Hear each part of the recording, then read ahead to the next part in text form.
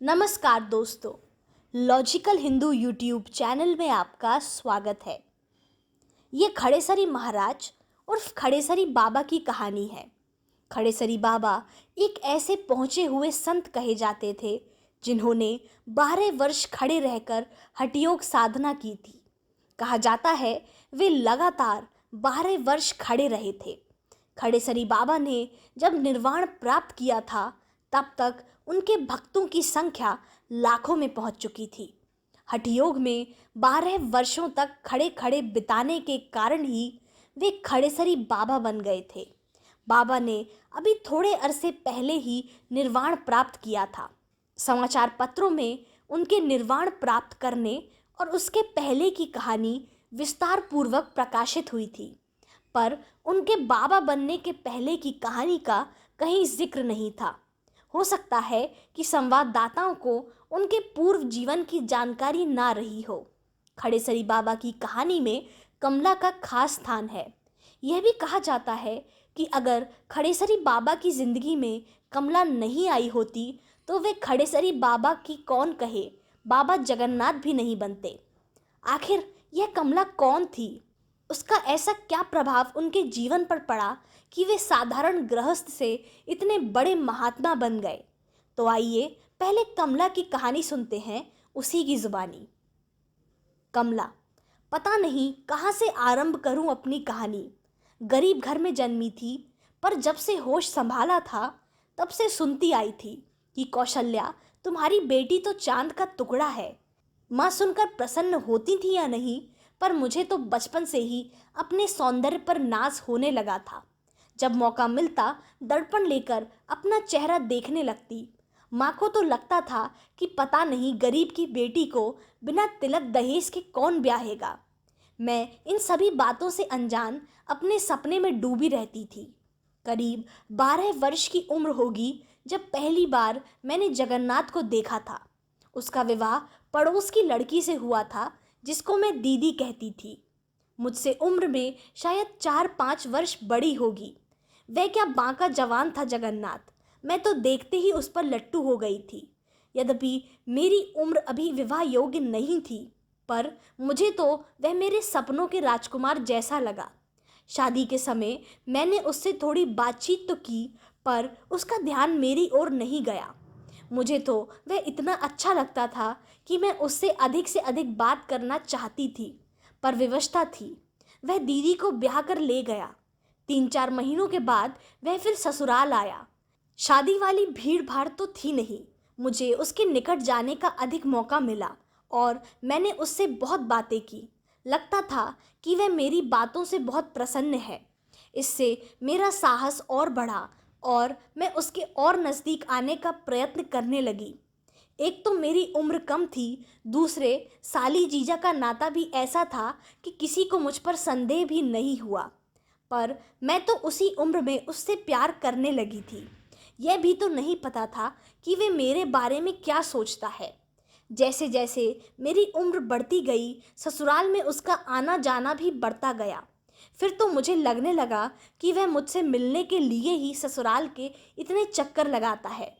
मेरे समझ में तो उस समय यह भी नहीं आ रहा था कि जगन्नाथ के साथ मन ही मन जो संबंध मैंने कायम किए हैं उसका अंत क्या होगा।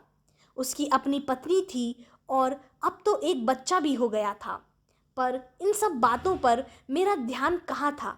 मैं तो उसके प्यार में पागल थी। आखिरकार वही हुआ जो मैंने सपने में भी नहीं सोचा था। अब मेरी उम्र 16 वर्ष से अधिक हो गई थी और उम्र बढ़ने के साथ ही मेरे सौंदर्य में भी निखार आ गया था। जगन्नाथ से मेरा संबंध भी गहरा हो गया था, पर इन सब बातों से अनजान मेरी गरीब माँ बाप ने मेरी शादी एक ऐसे आदमी से तय कर दी जिसकी उम्र 45 पार कर चुकी थी। एक तो उन लोगों को मेरे इस लगाव के बारे में मालूम नहीं था, और दूसरा अगर मालूम भी होता तो शायद मेरी शामत आ जाती, क्योंकि जगन्नाथ के ससुराल वाले धनी मानी लोग थे। उनको यदि पता चलता कि मैं उनके दामाद पर डोरे डाल रही हूँ तो मुझे प्राणों से भी हाथ धोने पड़ सकते थे। मेरे माता पिता की जो दुर्गति होती वह तो अलग से। मेरा श्रीनाथ सिंह के साथ विवाह एक बेमेल विवाह था।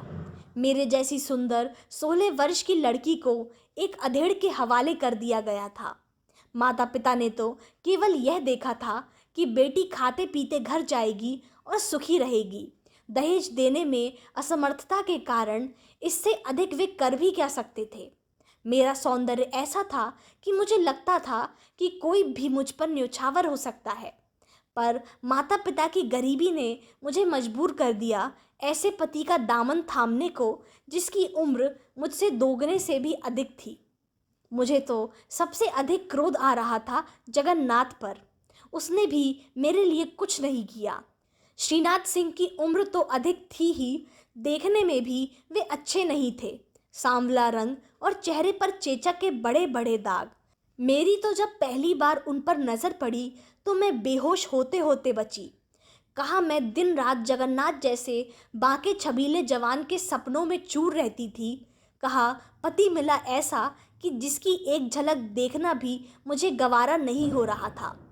मैं पिंजड़े में बंद पक्षी की तरह तड़पने लगी, पर बंद पक्षी की तरह ही मैं पंख फड़फड़ाने के अतिरिक्त कुछ भी करने में असमर्थ थी। मुझे तो लग रहा था कि शायद जिंदगी भर इसी नर्क में रहना पड़े। उम्मीद की एक किरण था तो जगन्नाथ।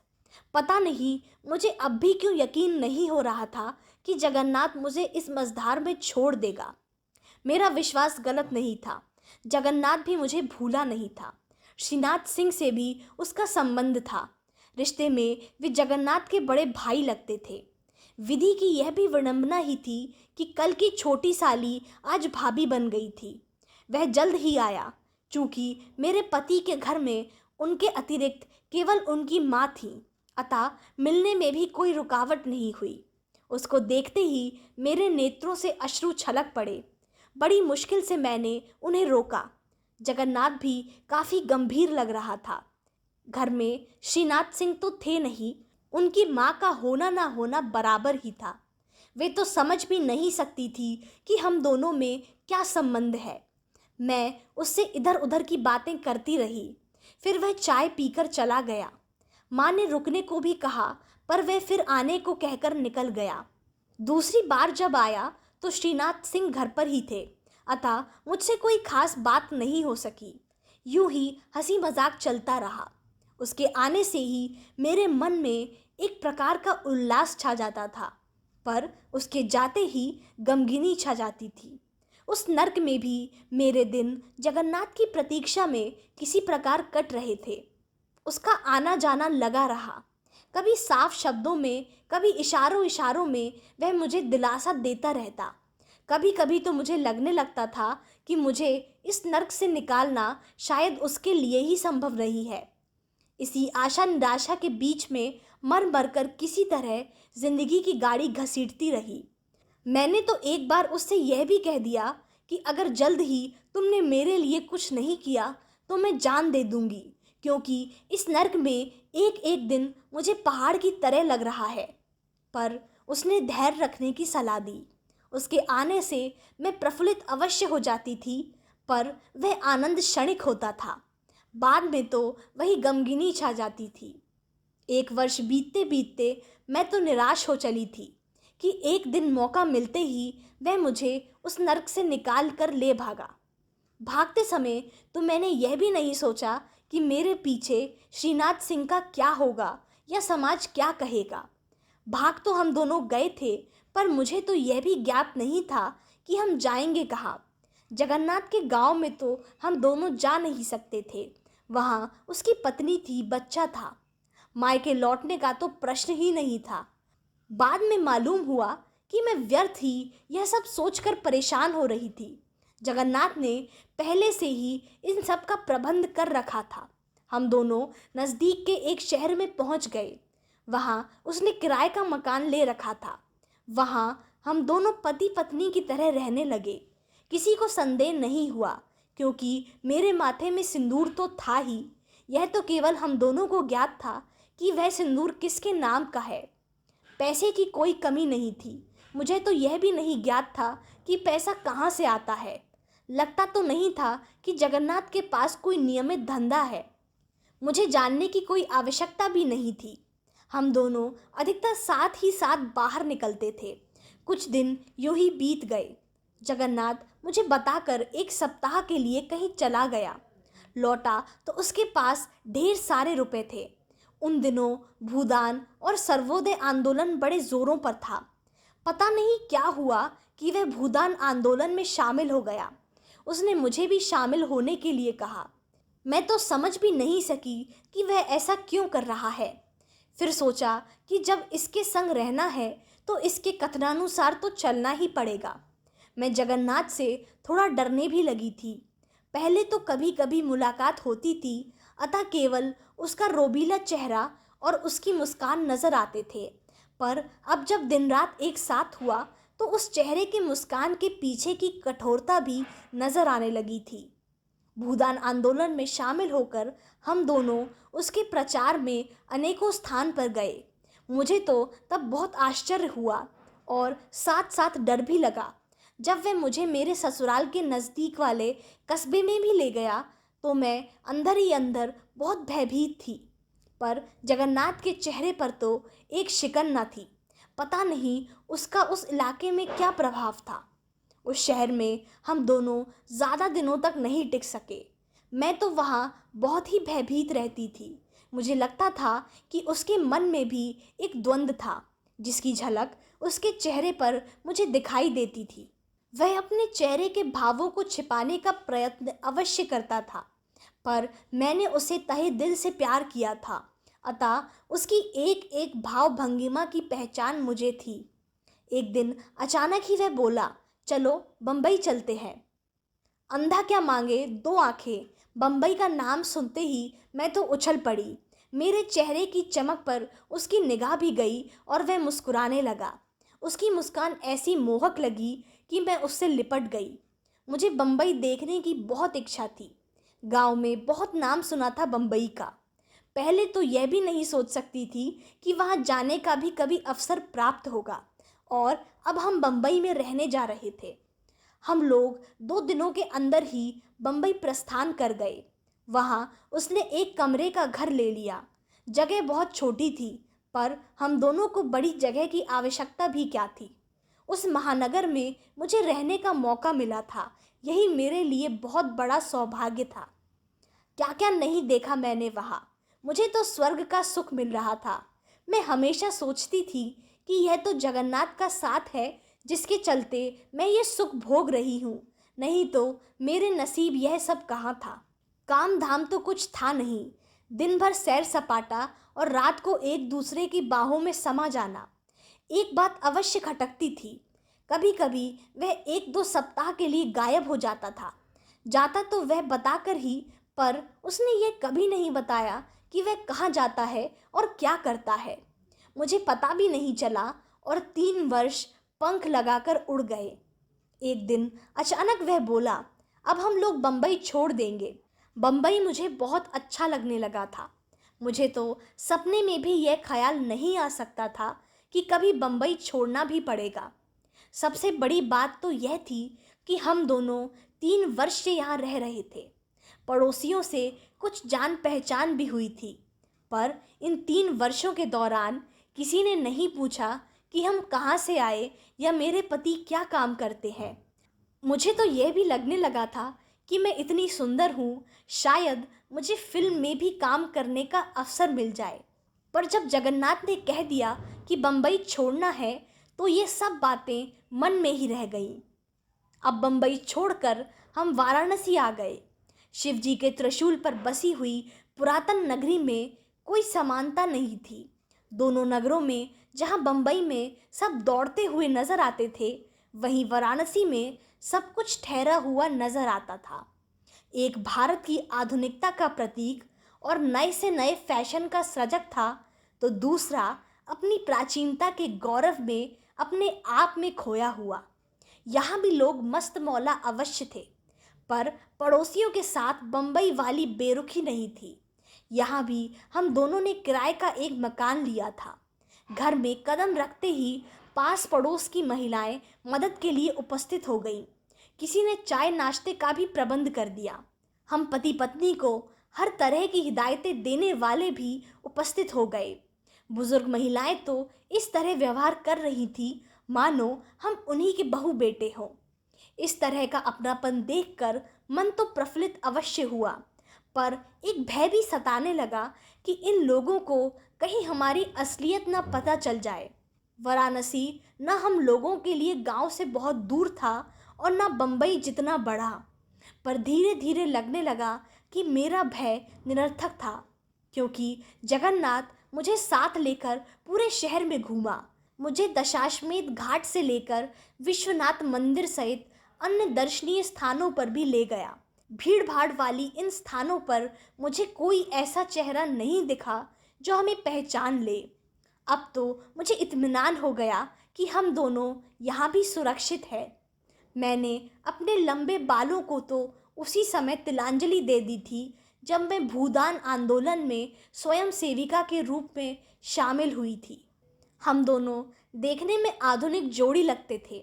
सिंदूर भी मैं इस तरह पहनती थी कि ध्यान देने पर ही पता चलता था।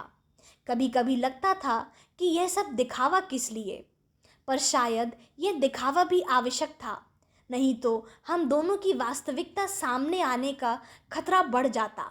जब मैं विश्वविद्यालय के अंदर वाले विश्वनाथ मंदिर में गई तो वहाँ के सात्विक वातावरण में मुझे अनुभव हुआ कि मेरी जैसी पतिता को भगवान शायद ही क्षमा करे। पर यह भी ख्याल आया कि मैं पापनी बनी क्यों? क्या इसमें समाज का कोई दोष नहीं? माना कि मैं अपने अज्ञान में एक शादीशुदा व्यक्ति से प्रेम करने की भूल कर बैठी थी। फिर भी अगर मेरा वैसा बेमेल ब्याह नहीं हुआ होता तो शायद मैं संभल जाती, पर अब यह सब सोचने से कोई लाभ नहीं था। वाराणसी में रहते रहते ऐसा लगने लगा कि जगन्नाथ कुछ विरक्त होता जा रहा है। पहले जगन्नाथ छोटी छोटी मूछें अवश्य रखता था, पर उसकी दाढ़ी सफाचट रहती थी। वह अपनी रहन सहन में छैला दिखता था, पर अब उसकी दाढ़ी बढ़ने लगी थी और 2-4 दिन बीत जाने पर ही उन पर उस्तरा फिरता था। इधर कुछ धार्मिक पुस्तकें भी घर ले आया था, जिनका वह नियमित पाठ करने लगा था। पहले तो हम लोग बहुत कम ही किसी सत्संग या पूजा पाठ में भाग लेते थे, पर अब तो ऐसा होने लगा कि वह नियमित रूप से साधु संतों के बीच उठने बैठने लगा। अब भी कभी कभी मैं उसका साथ अवश्य देती थी, पर अब वह बहुधा अकेले ही निकल जाता था। ऐसे भी साधु संतों के पास जाना मुझे अच्छा नहीं लगता था। धीरे धीरे मुझे लगने लगा कि वह मुझसे दूर हटता जा रहा है। दाढ़ी मूंछों के बारे में तो लगता था कि वह भूल ही गया है। धीरे धीरे उसकी दाढ़ी लंबी होने लगी, साथ साथ उसका धार्मिक पुस्तकों का पारायण और साधु संतों का समागम भी बढ़ने लगा। दिन अब भी किसी तरह कट रहे थे, पर वह उत्साह, वह उमंग नाम मात्र को भी शेष नहीं थी, जिसका दंभ हम दोनों अभी तक भरते आए थे। कहीं ना कहीं कोई ना कोई चीज़ कचोटने लगी थी। आज वह बहुत ही चिंतित नजर आ रहा था। एक गहरी उदासी की रेखा उसके चेहरे पर स्पष्ट झलक रही थी। लग रहा था कि उसके अंतर में द्वंद्व मचा हुआ है और उसी की झलक उसके चेहरे पर है। मैं उससे पूछना चाहती थी कि उसके इस गहरी उदासी का क्या कारण है, पर पूछने का साहस नहीं हो रहा था। आजकल संबंधों में वह निकटता भी नहीं रह गई थी। एक साथ सोए हुए तो एक अरसा गुजर चुका था। आखिर उसी ने चुप्पी तोड़ी। श्रीनाथ सिंह अब इस दुनिया में नहीं रहे। मुझे तो ऐसा नहीं लगा कि इसमें दुखी होने की आवश्यकता है। उम्र उनकी हो चुकी थी। मृत्यु का ऐसे कोई समय नहीं होता, पर इस उम्र में मृत्यु होना कोई खास आश्चर्य नहीं पैदा करता। मैंने दार्शनिक भाव से कहा, तो इसमें इतना उदास होने की क्या बात है? जन्म मरण का तो शाश्वत संबंध है। उम्र भी उनकी कम नहीं थी। चले भी गए तो क्या अंतर पड़ा? मैं तो उस समय यह भी भूल गई कि आज भी मैं उन्हीं की ब्याता हूँ और उन्हीं के नाम का सिंदूर धारण करती हूँ।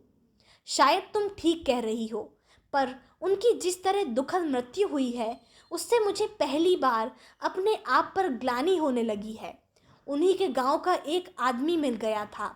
उसने तो मुझे पहचाना नहीं, पर साधु संत समझकर अपने मन की व्यथा प्रकट करने लगा।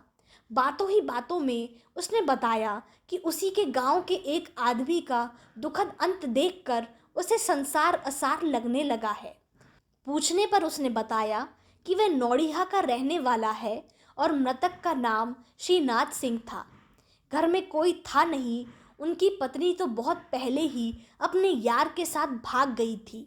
माँ के देहांत के बाद वे एकदम अकेले हो गए थे। बीमार तो वे थे ही, देखभाल करने वाला भी कोई नहीं था। एक बूढ़ी खाना वगैरह बना देती थी, फिर अपने घर चली जाती थी। उस रात भी वैसा ही हुआ था, पर सुबह होने पर वे मृत पाए गए थे। आधा शरीर इस अवस्था में पलंग से नीचे लटका हुआ था, जैसे उठने का प्रयत्न करने में प्राण निकल गए हों। अंत समय मुंह में पानी भी नहीं नसीब हुआ था। मैं उसको क्या कहता। मैं तो अतीत की याद में ऐसा खो गया कि यह भी ध्यान नहीं रहा कि वह कब उठकर चला गया। ऐसे भी उससे आंख मिलाने का साहस नहीं था मुझ में। उसे तो शायद यही लगा कि महात्मा जी समाधि में चले गए। जब मैंने आंखें खोली तो वह जा चुका था, पर मेरे दिल पर एक बोझ छोड़ गया था। मैं जगन्नाथ को क्या बताती कि असल में तो वह मेरे दिल पर पहाड़ लाद कर चला गया।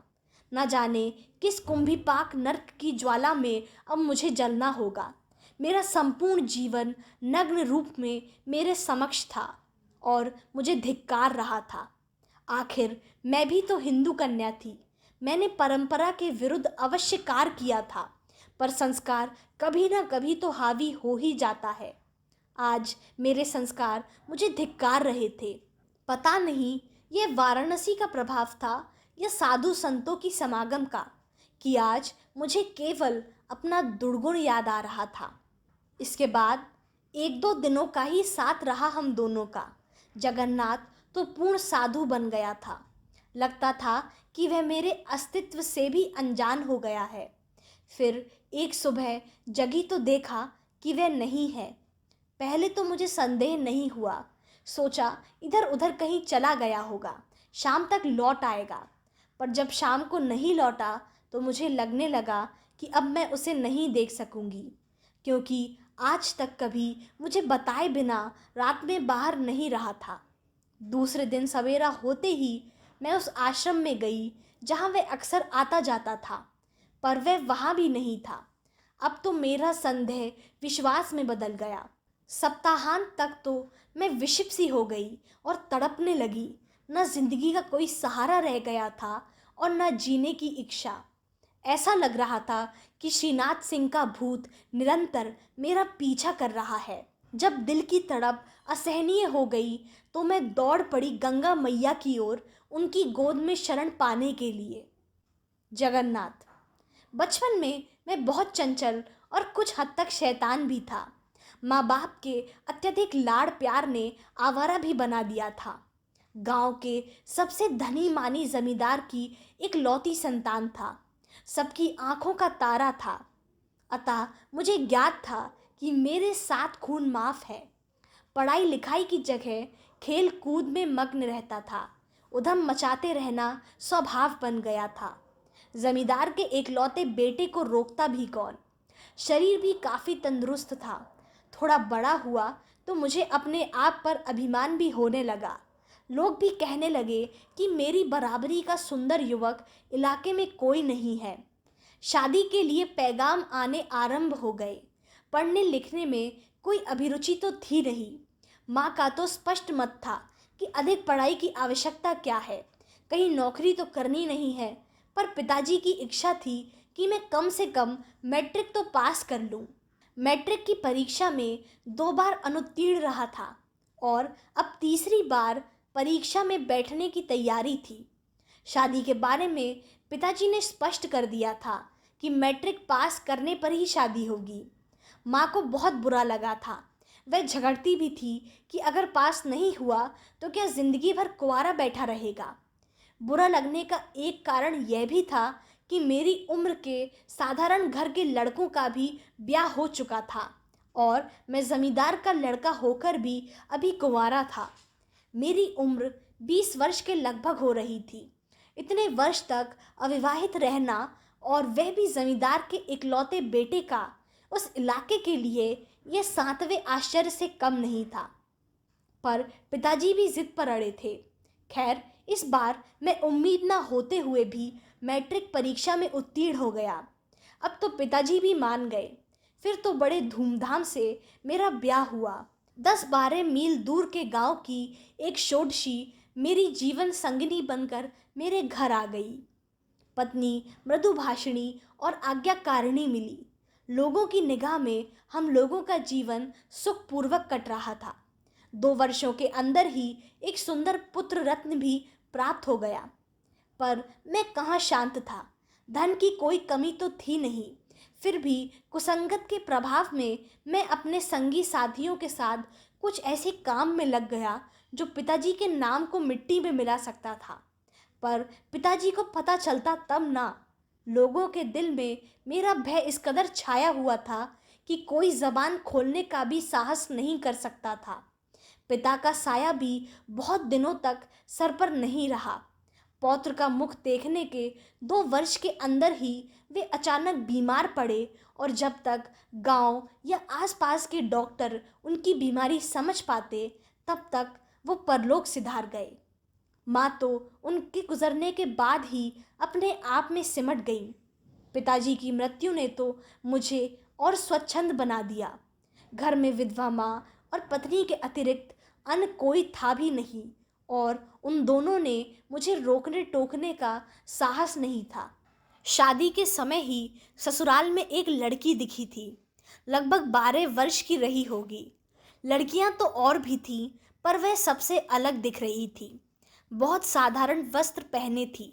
लगता था कि किसी गरीब घराने की लड़की है, पर उन वस्त्रों में भी उसका सौंदर्य झलक पड़ता था और बरबस मन को मोह रहा था। उस समय तो मैं उस पर अधिक ध्यान नहीं दे सका। 4 महीने के बाद ही फिर ससुराल जाने का मौका मिल गया। वह लड़की फिर मिलने आ गई। उसने अपना नाम कमला बताया। लगता था कि मेरे नज़दीक रहने और मुझसे बातें करने के लिए वह लालायित थी। जीजाजी कहते हुए उसके मुंह से फूल झड़ते थे। मैं तो न्योछावर हो गया था। उसकी अदा पर उम्र अवश्य उसका थोड़ा कम था, पर उसकी अदाएं मेरे दिल में समा गई थी। इसी तरह 3-4 वर्ष बीत गए। कमला से मेरा संपर्क बढ़ता ही गया। किसी को यह संदेह भी नहीं हुआ कि मेरे ससुराल के बार बार चक्कर लगाने का खास कारण कमला का आकर्षण है। संबंध ऐसा था कि कोई संदेह भी नहीं कर पाता था। मुझे मालूम हो गया था कि कमला मन ही मन मुझसे प्यार करने लगी है। मैं भी एक तरह से उसे चाहने लगा था। कमला गरीब माता पिता की संतान थी। उसकी पढ़ाई लिखाई भी गांव के पाठशाला तक सीमित थी। 16 वर्ष पार होते होते उसका ब्याह तय हो गया। मुझे जब पता चला कि उसकी शादी एक उम्र दराज आदमी से तय हुई है, तो मुझे बहुत धक्का लगा और मैं उसकी शादी रुकवाने का भी सोचने लगा। पर मैं उसकी शादी कैसे रुकवा सकता था? मैं उसको बहुत चाहता था, पर मैं स्वयं शादीशुदा था, अतः किसी को अपनी चाहत के बारे में बता भी नहीं सकता था। पर मैं इतना परेशान हो गया था कि दोनों तरफ से आमंत्रित होने पर भी मैं उस शादी में नहीं शामिल हुआ। शादी तो उसकी हो गई और वह ससुराल आ गई, पर मैं उसको नहीं भूल सका। उसका ससुराल भी मेरे गांव से अधिक दूर नहीं था। उसके पति रिश्तेदार में मेरे बड़े भाई लगते थे। कल की छोटी साली आज मेरी भाभी बन गई थी। उसके पति का नाम श्रीनाथ सिंह था। वे अच्छे कद काठी के सांवले रंग के व्यक्ति थे। ऐसे तो सब ठीक था, पर चेहरे पर चेचक के बड़े बड़े दाग थे और एक आंख की रोशनी भी चेचक के कारण थोड़ी कम हो गई थी। जिस समय उनका ब्याह हुआ, उस समय उनकी उम्र 45 पार कर चुकी थी। मुझे तो ऐसा लग रहा था कि मेरी आंखों के सामने कमला एक कसाई के हवाले कर दी गई है और मैं कुछ नहीं कर सका। अब मुझे लगा कि मैं कमला को कितना चाहता हूँ। मैं कमला के घर एक दो बार गया भी। रोक टोक तो कोई थी नहीं, क्योंकि वह रिश्ते में मेरी भाभी थी। ऐसे में भी श्रीनाथ सिंह के घर में उनकी पत्नी और विधवा माँ को छोड़कर कोई था भी नहीं। उस पर नज़र पड़ते ही मुझे ऐसा लगता था कि वह मर मर कर जी रही है, और अगर मैंने कुछ नहीं किया तो शायद वह आत्महत्या कर ले। एक वर्ष बीतते बीतते मुझे लगने लगा कि कमला के बिना मेरा भी जीवन व्यर्थ है। अंत में मैंने निर्णय ले लिया और अपनी बंधी बंधाई गृहस्थी को लात मारकर कमला को उसके घर से भागा लाया। उस समय तो मैंने यह भी नहीं सोचा कि मेरी पत्नी और बच्चे का क्या होगा। मुझ पर तो एक जुनून सवार था। पता नहीं यह कमला के प्रति प्रेम था कि उसको पाने की हवस। उस बेचारी को तो लगा कि उसे पिंजड़े से छुटकारा मिला। वह प्रसन्नतापूर्वक मेरे संग रहने लगी। पहले तो हम दोनों नज़दीक के ही एक शहर में रहने लगे। कमला के साथ मैं इधर उधर भ्रमण भी करता रहता। मेरे कहने से उसने अपने लंबे बालों को भी छोटा कर दिया। अब हम दोनों आधुनिक जोड़ी लगने लगे, जबकि हाल यह था कि हम दोनों में कोई भी अधिक पढ़ा लिखा नहीं था। हम दोनों दीन दुनिया से बेखबर मस्ती में अपने दिन व्यतीत कर रहे थे कि लगा अगर यहीं रहे तो क्या मज़ा है। हो सकता है कि किसी दिन पत्नी बच्चे को लेकर यहाँ पहुँच जाए। मैं कमला से बोला, चलो किसी दूसरे शहर में चलते हैं। कमला बहुत प्रसन्न हुई। जब मैंने कहा कि हम बम्बई जाएंगे तो वह एक तरह से उछल पड़ी। मुझे तो लगा कि यह सुनते ही उसका सौंदर्य और खिल गया है। हम दोनों वहाँ से बोरिया बिस्तर समेट कर बम्बई प्रस्थान कर गए। कमला बम्बई में बहुत प्रसन्न रहने लगी। उसकी आंतरिक प्रसन्नता से उसके सौंदर्य में भी चार चांद लग गए। मैं तो उसके सौंदर्य का पुजारी था। कमला जैसी सुंदरी मेरी अंकशायनी थी। यह मेरे लिए परमानंद की अनुभूति थी। मैं चाहता था कि वह हमेशा प्रफुल्लित रहे। बम्बई में हम दोनों अनेक स्थानों पर घूमे। गेटवे ऑफ इंडिया, एलिफेंटा गुफा, चौपाटी जूहू, कहाँ कहाँ नहीं गए हम दोनों। सबसे अच्छा लगता था शाम को मेरीन ड्राइव में टहलना और डूबते सूर्य का नज़ारा देखना। ऐसा लगता था कि सूर्य भगवान सचमुच सागर की लहरों में खो गए हैं। पर जब सुबह गेटवे ऑफ इंडिया के पास समुद्र के बीच पहाड़ी के पीछे से निकलते तो नज़ारा कुछ और होता। बम्बई में सब ठीक ही चल रहा था। हम दोनों अपनी ज़िंदगी जी रहे थे। ना कोई रोकने वाला, ना कोई टोकने वाला। हम पति पत्नी की तरह रहते। हम दोनों का विधिवत ब्याह तो नहीं हुआ था, पर कमला के माथे में सिंदूर तो था ही। यह कौन जानता था कि यह सिंदूर किसके नाम का है। ऐसे मैं बम्बई आ तो गया था और कमला यहाँ प्रसन्न भी दिखती थी, पर मेरा मन अब यहाँ से ऊबने लगा। मुझे यहाँ की भीड़ भाड़ रास नहीं आ रही थी। एक दिन बातों ही बातों में मैं बोला, बम्बई में रहते हुए 3-4 वर्ष बीत गए हैं। अभी यहाँ भी भीड़ भाड़ मुझे अच्छी नहीं लग रही। क्यों ना वाराणसी चला जाए। उसने भी मेरी इच्छा जानकर इसके लिए हामी भर दी। मुझे पहले से ही लग रहा था कि यहाँ से निकलकर अगर वाराणसी जाया जाए तो शायद ज़्यादा अच्छा हो। पैसे की कोई कमी थी नहीं। ऐसे भी मैं ऐसी ज़िंदगी जी रहा था जो केवल मौज प्रधान थी। अतः अन बातों की ओर मेरा ध्यान भी नहीं जाता था। वाराणसी मुझे ऐसा स्थान लगा जहाँ बम्बई जैसी भागदौड़ नहीं थी, और यहाँ भी हम दोनों की ज़िंदगी में दखल देने वाला कोई नहीं था। कमला को थोड़ा संदेह अवश्य था कि घर के नज़दीक रहने से शायद कुछ कठिनाइयों का सामना करना पड़े, पर मुझे मालूम था कि वाराणसी भले ही बम्बई जितना बड़ा न हो, पर इतना छोटा भी नहीं है कि कोई हम दोनों के बारे में जान पाए और आए दिन यहाँ आकर हमारी ज़िंदगी में दखल अंदाजी करे। अब तो वाराणसी आ ही गए थे। सौभाग्यवश मकान भी गंगा के किनारे मिला। अब तो प्रायः नित्य सवेरे ही हम दोनों गंगा स्नान के लिए निकल जाते थे। इधर उधर भ्रमण में दिन कट जाता था। रात को तो मैं होता था और होती थी कमला, मेरी प्रेयसी।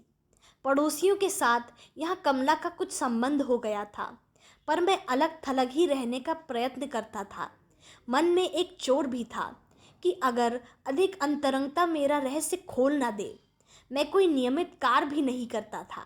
वाराणसी आने का एक कारण यह भी था कि मैं अपने साथियों से संपर्क बनाए रखूं। खर्च करने के लिए पैसा भी तो चाहिए था। देखते देखते यहाँ 4-5 वर्ष किस तरह गुजर गए पता भी नहीं चला। पर पता नहीं इस नगरी का प्रभाव था कि बढ़ती उम्र के कारण यह परिवर्तन आ रहा था। मैं अब इस जिंदगी से ऊबने लगा था। वह उमंग नहीं रह गया था। कमला से तो इस बारे में बात भी नहीं कर सकता था। पता नहीं वह क्या सोचे। मेरा ध्यान अब धार्मिक पुस्तकों की ओर खींचने लगा था। मैं साधु संतों के साथ ही उठने बैठने लगा था। कभी कमला को भी साथ ले जाता था, पर अधिकतर अकेले ही संत समागम के लिए पहुंच जाता था। धीरे धीरे ऐसा हुआ कि कमला से मेरी दूरी बढ़ने लगी। कमला ने तो ध्यान अवश्य दिया होगा, पर बोली कुछ नहीं। उसने भी शायद परिस्थितियों के साथ समझौता करने के लिए अपने को तैयार कर लिया था। अब तो मुझे आश्चर्य भी होने लगा था कि इस तरह कैसे जिंदगी के 12 वर्ष मैंने बिता दिए। जब मैं कमला को लेकर भागा था तो केवल एक ही भाव मन में था कि इसको अपना बना कर रखना है। वह मेरी बनी भी रही। पता नहीं क्यों उसको कोई बच्चा भी नहीं हुआ। एक तरह से यह अच्छा ही हुआ, नहीं तो कौन जाने उस बच्चे का भविष्य क्या होता। कभी कभी यह भी लगता था कि यह भी एक तरह से अच्छा ही हुआ कि वह मेरे साथ चली आई। नहीं तो बच्चा नहीं होने पर उस नर्क में उसकी स्थिति बद से बदतर हो जाती। पहले तो मैं सर्वदा अपने को चुस्त दुरुस्त रखने का प्रयत्न करता था। सुंदर तो मैं था, पर कमला के सौंदर्य के सामने मैं कुछ भी नहीं था। अतः मैं नियमित अपनी दाढ़ी सफाचट करता था। छोटी छोटी मूछें अवश्य रखी हुई थी। छैला दिखने के प्रयत्न में मैं कोई कसर बाकी नहीं रखता था। पर अब ऐसा लगता था कि इन सब दिखावे से क्या लाभ। कभी दाढ़ी बनाता, कभी नहीं। फिर तो धीरे धीरे यह हाल हो गया कि 2-4 दिन बीत जाते थे बिना दाढ़ी बनाए हुए। फिर भी जिंदगी की गाड़ी एक तरह से ठीक ही चल रही थी। संबंध में वह गर्मी तो नहीं रह गई थी, पर साधारणतः कोई गड़बड़ी भी नहीं आई थी। धीरे धीरे दाढ़ी लंबी होने लगी और साथ साथ बढ़ने लगा सत्संग भी। लंबी दाढ़ी होने के कारण अब तो मैं भी साधु लगने लगा था। फिर जिंदगी में आया भूचाल। मैं तो इसके लिए कतई तैयार नहीं था। मुझे तो कभी यह ध्यान नहीं आया था कि कमला को उसके पति के घर से भगाने का जो पाप किया है वह कभी मेरे सिर पर चढ़कर बोलेगा। जुर्म तो मैंने अपनी पत्नी और बच्चे के साथ भी किया था। उनको असहाय अवस्था में छोड़कर निकला था। बहुत बड़ा जुर्म तो यह भी था। इसके बारे में भी कभी सोचने की आवश्यकता मैंने नहीं समझी थी। यह भी तो ध्यान नहीं था कि जिसकी ब्याहता को भगा कर ले जा रहा हूँ उसका क्या होगा। उस दिन ऐसे ही अकेले एक साधु महाराज की कुटिया में बैठा हुआ कि एक आदमी आया। उसने मुझे ही साधु समझा और चरण छूकर बैठ गया। फिर सुनाने लगा अपने मन की पीड़ा, जो बात उसको सबसे अधिक व्यथित किए हुए थी। वह भी उसके गांव में हाल ही में हुए एक आदमी का अत्यंत दारुण अंत। उसने जब अपने गांव का नाम नौड़िया बताया तो मेरा माथा ठनका। इस गांव में तो कमला का ससुराल था। जैसे मैंने आगे पूछा, वह श्रीनाथ सिंह के विवाह, उनकी पत्नी के पलायन और उनकी एड़ियां रगड़ रगड़ कर मरने की पूरी कहानी सुना गया। मुझे तो काठ मार गया। मैंने अपनी आंखें बंद कर ली।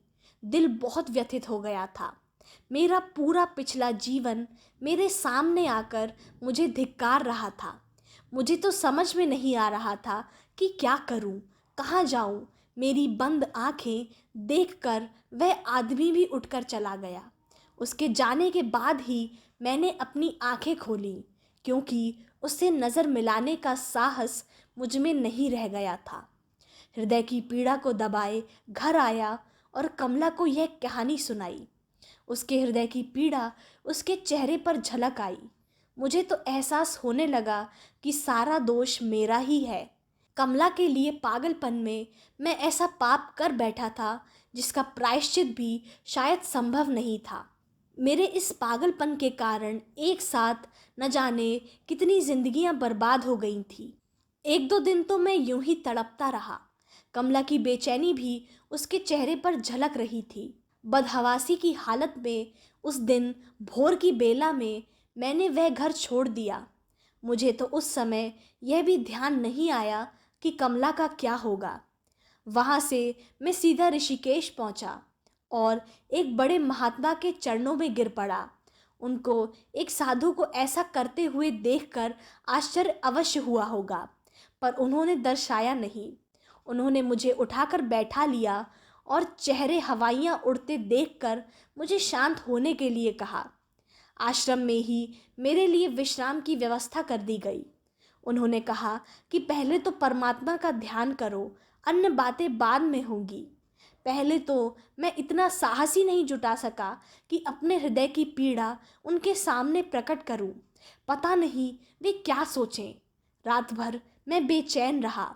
लगा कि बिना बाबा को बताए मुझे चैन या शांति नहीं मिलेगी।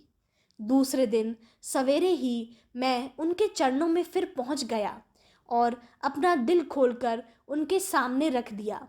यह भी नहीं सोचा कि इसके बाद क्या होगा। उस पहुंचे हुए महात्मा ने धैर्यपूर्वक मेरी कहानी सुनी। तत्पश्चात इतना ही बोले, जगन्नाथ, तुमने सबसे बड़ा पाप यह किया कि उस असहाय कमला को छोड़कर चले आए। पहले जाकर यह पता लगाओ कि उस पर क्या गुजरी, वह अब इस दुनिया में है भी या नहीं। मैं पहले तो ओहापोह में पड़ा रहा कि बनारसी जाऊं या नहीं। फिर सोचा महात्मा जी शायद ठीक ही कह रहे हैं। अब मुझे ध्यान आया कि मैंने यह क्या किया। सचमुच उस नगरी में कमला का अपना कोई नहीं, न जाने उस पर क्या गुजरी हो। फिर भी ओहापोह में ही कुछ दिन गुजर गए। फिर मैं वाराणसी के लिए रवाना हो गया। वाराणसी में 8 या 9 दिनों के बाद लौटा था। मकान में गया तो वह बंद था। घर की एक चाबी मेरे पास थी। खोला तो देखते ही पता चल गया कि कमला बहुत ही बदहवासी की दशा में यहाँ से निकल चुकी है।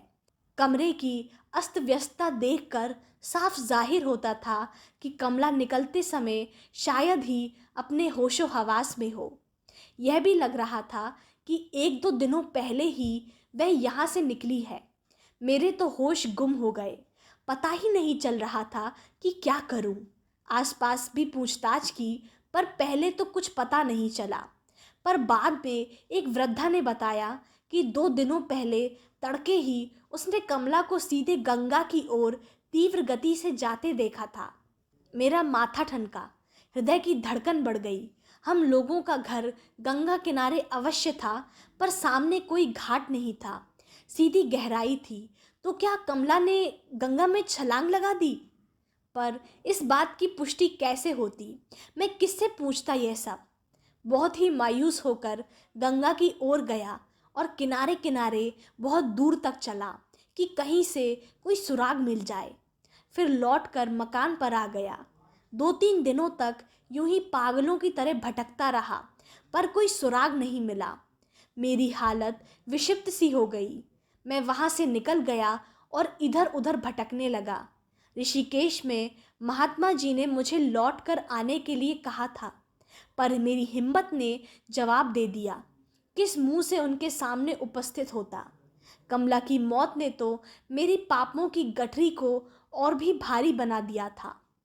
अब तो यह हाल था कि भटकते भटकते जहाँ शाम हुई वहीं रुक गया। जो मिला वही खा लिया। हृदय की विषिप्तता कहीं टिकने ही नहीं देती थी।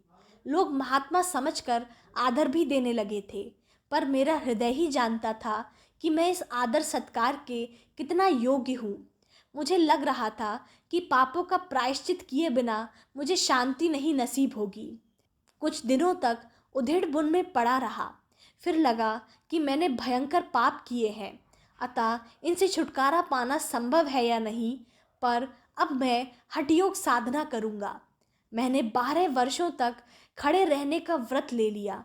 मैं जानता था कि यह आसान नहीं है, पर मैंने ठान लिया कि इस असाध्य को साध्य करने का प्रयत्न करूँगा। अगर इससे मेरी मौत भी आ जाएगी तो उसे सहर्ष गले लगा लूँगा। खड़े रहने का व्रत तो मैंने ले लिया, पर मेरे लिए यह बहुत कठिन सिद्ध हो रहा था। 1-2 दिन में ही मन विचलित होने लगा, पर मैंने इसको संभाला। मैंने हल्के तख्ते बनवा लिए थे जिनको मैं आसानी से उठा सकता था। मैं इन्हीं तख्तों का सहारा लेकर विश्राम भी करता था। कठिनाइयाँ आती रहीं, पर मैं अडिग होकर सामना करता रहा। धीरे धीरे मेरी प्रसिद्धि होने लगी और मैं खड़ेसरी बाबा के नाम से जाना जाने लगा। मेरा दिल अभी भी अपने को इस आदर के योग्य नहीं पाता था। धीरे धीरे 12 वर्षों की तपस्या पूर्ण हुई। तपस्या पूर्ति के साथ ही मन शांत हो गया था। फिर इस पर्वतीय इलाके में मैंने आश्रम की नींव रखी, जो समय बीतते बीतते लोगों के लिए एक पवित्र स्थल बन गया। मैं भी अपने अतीत को भूलकर पूर्ण रूप से परोपकार के लिए समर्पित हो गया। तपस्या आरंभ करने के पहले ही लोग मुझे जगन्नाथ बाबा कहने लगे, पर अब तो मैं भूल चुका हूँ कि मैं कभी जगन्नाथ सिंह या जगन्नाथ बाबा भी था।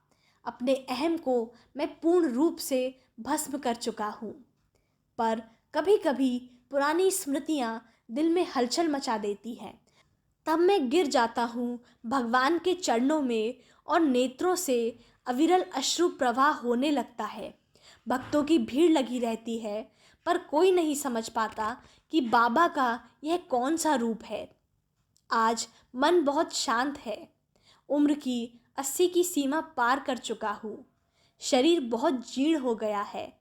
कृष्ण भगवान ने भगवत गीता में कहा है कि यह पार्थिव शरीर परोपकार के निमित्त प्राप्त हुआ है।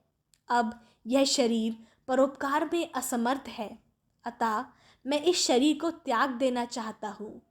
भक्तों की भीड़ उमड़ पड़ी है। उन लोगों को लग गया है कि महात्मा के महानिर्वाण का समय समीप है। मेरी आवाज़ क्षीण होती जा रही है। फिर भी मैं शरीर की नश्वरता और उसके लिए शोकाकुल ना होने की सलाह दे रहा हूँ। मेरी आँखें बंद होने लगी हैं। मन भी बहुत शांत है, पर उस अंतिम क्षण में भी एक नारी मूर्ति की झलक दिखती है। मैं उधर से नज़रें हटाकर परमात्मा को पुकार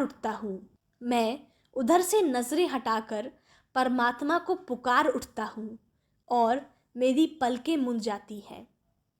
मैं आशा करती हूँ आपको ये वीडियो पसंद आया होगा। हमारे चैनल लॉजिकल हिंदू को सब्सक्राइब करना